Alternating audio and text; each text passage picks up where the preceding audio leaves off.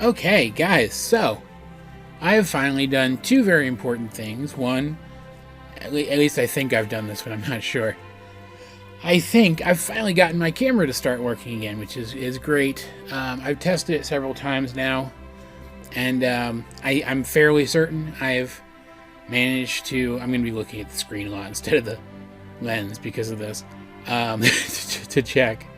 But I've tested it several times, and I think I've finally found a collective of settings, settings suite, however you would say that, I don't know, that both work for me considering how much storage I have on this thing and also how long my videos usually are, and prevents it from going out of focus every 2 seconds. I still have my other camera going though over here. It's a different angle. That's why I got it, because it's a different angle. In case it ever does go out of focus, my main camera, and I have to switch to this one to keep the video from looking like garbage. But I think it's going to work. I think it's going to be fine. And even if the problem isn't entirely hammered out, this might work. This setup here might work. I don't know. Let me know what you think. I also think I've worked out an issue with my new microphone, because it's a HyperX. It's a very good microphone, but it has this metal base that, while it's great most of the time because it has shocks in it, right? It's great most of the time. Whenever my computer does anything that usually makes hardly, if any, noise, it'll vibrate my desk just a little bit, and I've got this sitting on the desk, and that vibrates the metal, which makes like a boo sound in the microphone. You've probably heard it. So I just made a little base out of some soundproofing foam, and now my microphone is sitting on it. So hopefully that fixes that. I think I've got the light levels in here a little bit more how I like them. And yes, I am still doing the Christmas thing, even though I'm recording this on, what day is it? January 2nd? January 2nd. Because, man, the issues with my camera prevented me from doing hardly any videos with the Christmas background. I'm going to get at least one video out of it before I have to take it down. I swear to God. Finally, one more thing, since I'm being all manic anyway. Check out this tiny little Optimus Prime I got. Check him out. He's so cool. He's from the new Kingdom series. The new War for Cybertron Kingdom series, which is also going to be the name of Season 3 of the Netflix show, which I will not be reviewing because I didn't particularly like the second season any more than I liked the first one. So I'm going to stick to the toy line from now on. But he's very cool. Like, detail-wise, he looks just like the big leader class one that we got a while back, and I like that a lot. I'm keeping him on my desk alongside some little wolf figurines and a frog. Yeah, can you tell that I've missed making videos for you guys that show my face, where I'm actually talking to you and not to a video game? Can you tell? It's been driving me a little crazy. Anyway, the reason I'm making this video today is because of that second thing I mentioned that finally happened, and that is, my hair is being very strange, I finally watched the second season of Hilda. I actually finished it a few days ago, and whew, man, I don't think I can properly convey my feelings about this season without spoiling it. I'm going to be as vague as I possibly can be, so that if you guys want to stay in spite of the spoilers, but you haven't seen the season yet, you can conceivably, and it won't be ruined for you. But at the same time, I don't know. I'm going to try to phrase this as a thing where I'm vague enough about it that if you know it's coming, you can look forward to it and then be surprised by the specific details. In short, I'm going to talk to you like you've already seen it. I'm not going to describe the thing to you. But there is a thing in this season of the show that is such a big deal. It's a hook for season 3. And I was so taken by surprise by this. I'm very happy about it, but at the same time, also kind of mad about it. I don't even know if I should try to be vague or not. I am reconsidering on camera in front of all of you guys. This is very unprofessional, but no one has ever accused me of being professional. So I'm just gonna say, full spoiler warning. I'll do non-spoiler stuff first. And this is the part where I tell you guys I didn't rewatch my review of season 1 because I'm bad at this. I'm objectively bad at this. Why do you guys watch me? So maybe I'm going to double up on some observations here. But that's fine because some of you guys won't have seen my review of season 1 anyway. I love this show. It's so good. Like, it's not the most energetic show I've ever seen. It definitely has energy to it. There are definitely moments in it that are very energetic. But it's not the most energetic show. Most of the episodes in this feel kind of like the more downtimey, towny episodes of Steven Universe. It's just some of the townies are mythical creatures, right?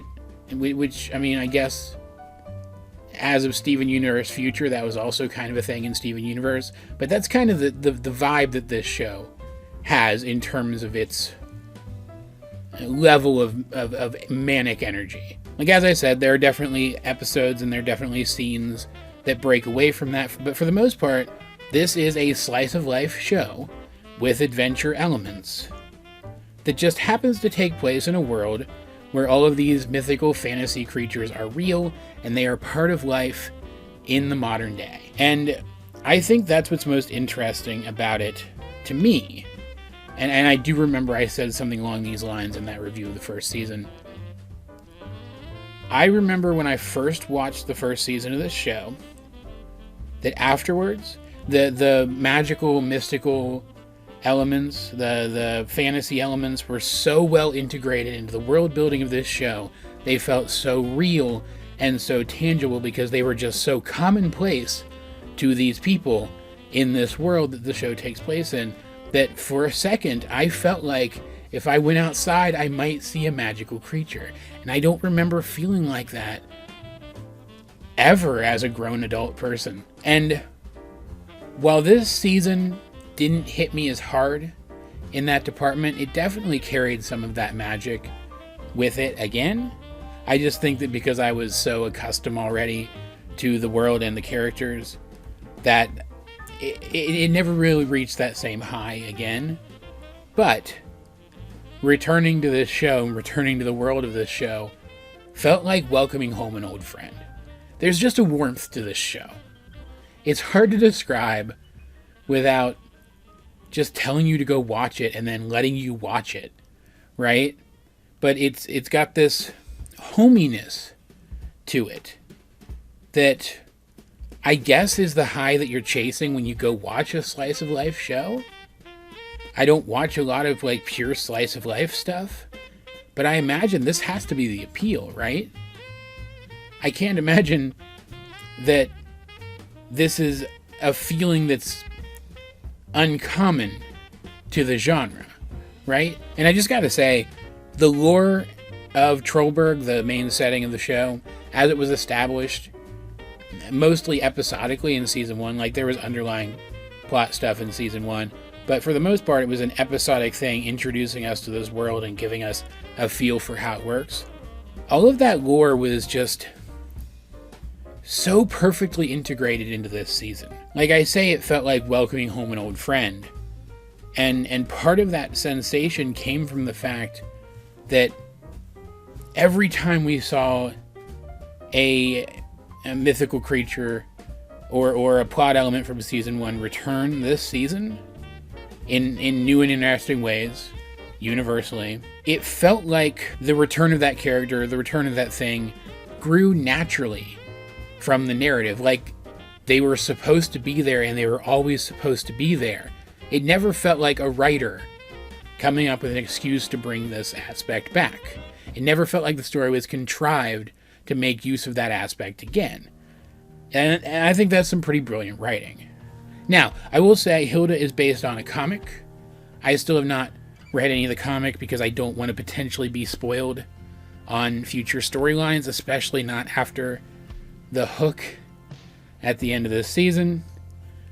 But I'm definitely going to check it out. I'm definitely going to check it out once I am far enough into this show that either I can't help it anymore or the show is coming to an end. It doesn't matter. Because the other great thing about this show is atmosphere. And I know what I've been going on and on about so far probably feels like I've been talking about the atmosphere, and I have been up to a point. But I literally mean the atmosphere of this show. The first season had a very autumn feeling to it, if that makes sense. It evoked a similar feeling to how I feel in autumn. This season evoked a very similar feeling to how I feel in the winter, around the holidays. They even, like this was clearly intentional, they even transitioned into winter, into the colder months, and then had this world's version of a Christmas celebration at the center of town. It's very clear that this is something that they are shooting for intentionally, and they are nailing it. I also have to compliment the writing for Hilda herself. I have hardly ever encountered a more realistic kid character in a cartoon or in any form of media ever. I'm not 100% sure how old she's supposed to be, but she is supposed to be a young kid, like a preteen kid. And I like her a lot. As a character, more so than as a person, but as a person too. Hilda is this independent, high energy, and overall pretty knowledgeable and competent, brave little girl.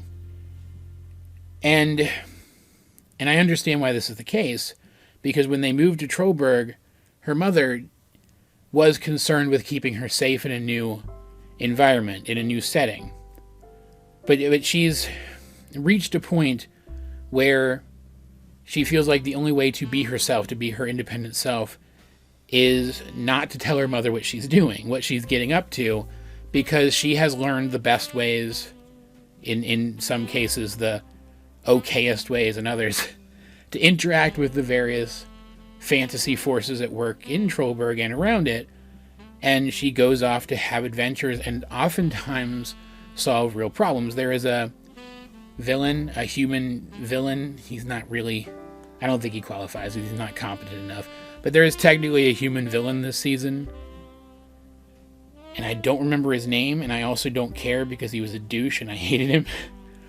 But he is the new safety leader for the city. His main job is to protect it from the supernatural elements. And he does such a bad job of it. And over the course of the season, you learn, through various things that I will not spoil specifically, that he is bad at it, at least in part intentionally, because his ancestor was the founder of the town and got famous for it, and now he's trying to get famous in his own right by endangering people's lives. And I hate him for it. And he has a sidekick, and she's great. And they're a great addition to the story, don't get me wrong. You're definitely not supposed to like this guy, but man, I hated his guts.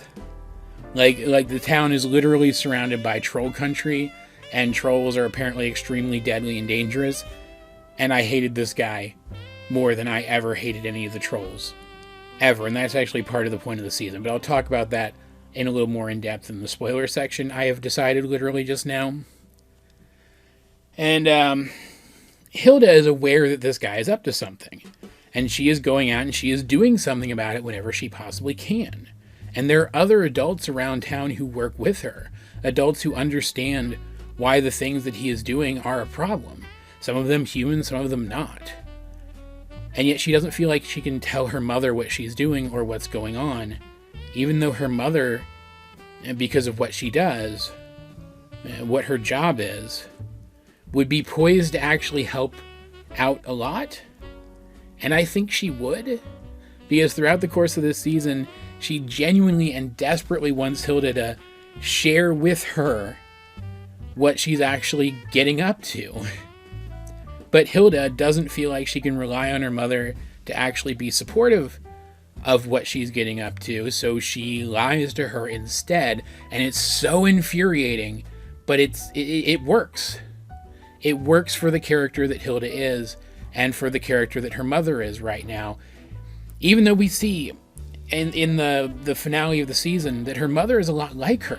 She's also competent and smart, and even to a point less so than her daughter, but to a point, adventurous in her own regard. And we see in a flashback to when they used to live out in the wilderness prior to moving to Trollberg, that prior to moving to Trollberg, prior to introducing Hilda to this new environment, the likes of which she had never really seen before, her mother did trust her to be independent and handle things on her own with her own wit.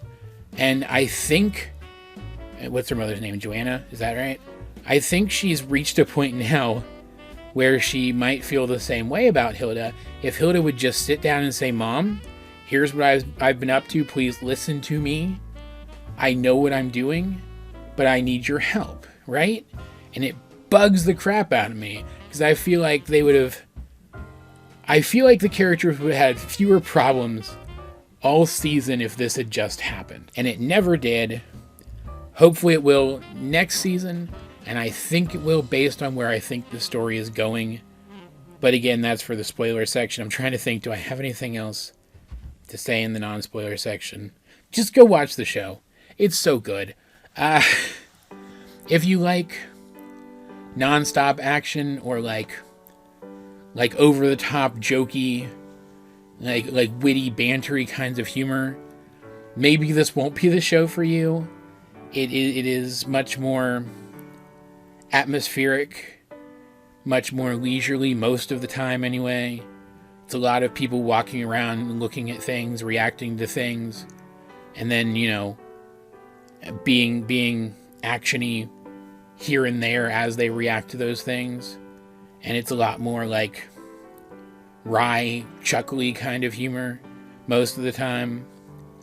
I'm describing it very poorly. I'm making it sound like it's very boring. It's not. It's a very exciting show, but the world is more the appeal than the actions of the characters. The characters don't drive the story forward so much as they maneuver along with the story throughout this world, if that makes sense. The world is as much a driving force as the characters are, if not more. And while there are underlying serialized elements, the whole plot with Douchey McDoucherson, for example, is one of them. For the most part, it's an episodic show that teaches lessons in, I think, fairly intelligent kinds of ways. Most of the time, sometimes it just doesn't. Sometimes it just tells a good story. But there are some lessons it wants to convey, and it does them pretty well. It does justice to them pretty well, I think.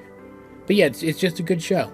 And it's definitely a super chill kind of show to sit down and watch with your kids, even young kids. Like, there's some spookiness in here that you might have to, offer them moral support through, but it's the kind of spookiness that kids can appreciate, right?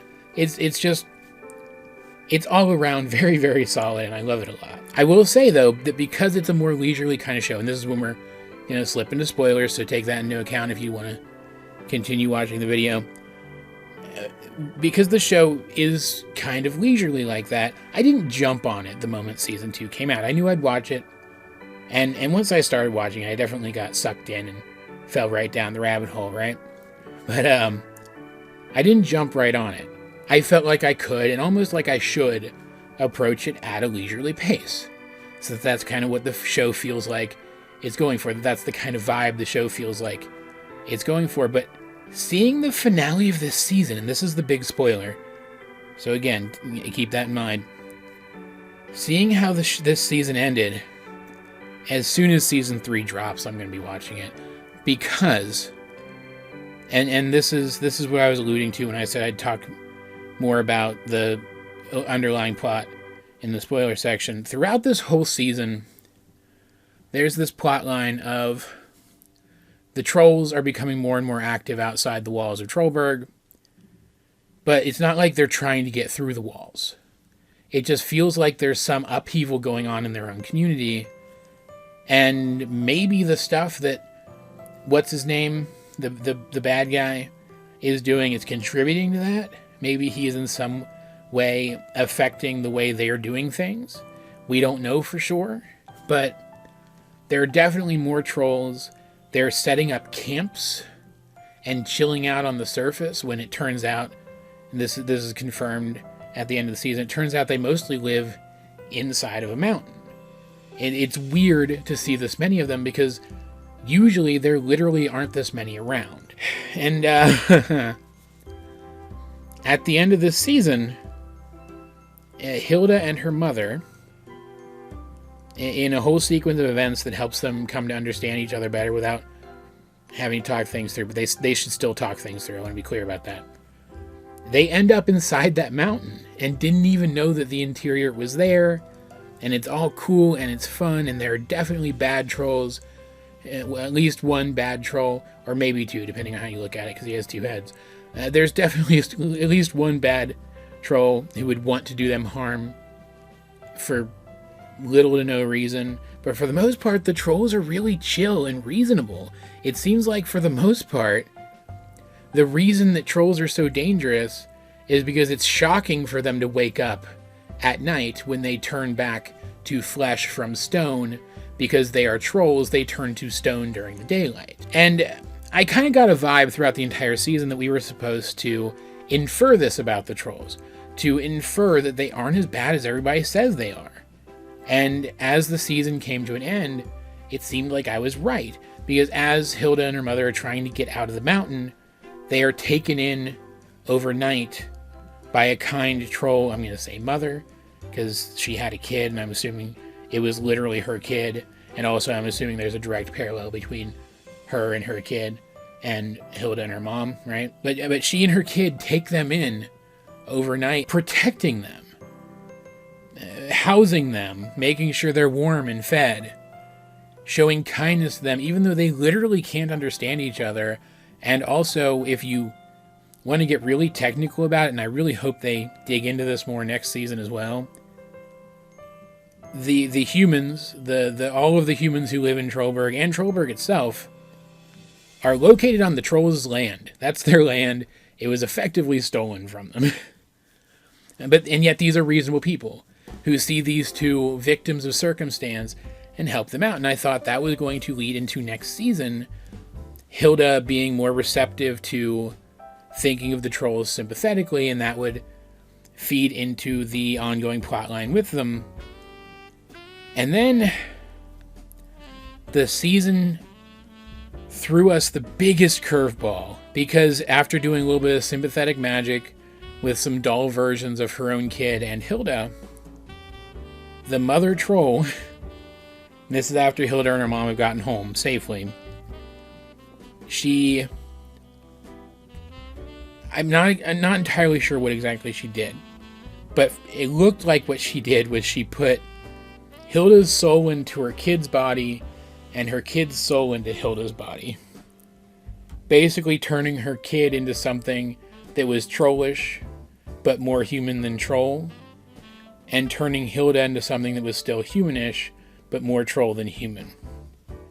And at first I was mad, because in the moment, in the heat of the moment, I thought that this good-natured character who seemed like they were there to prove that this entire group of people isn't as bad as the prejudice would suggest they are, I thought she had taken advantage of these helpless people for some nefarious purpose. But then I got thinking about it, and she clearly loves her kid, right? So why would she put her kid in harm's way like that, if that's what she was doing?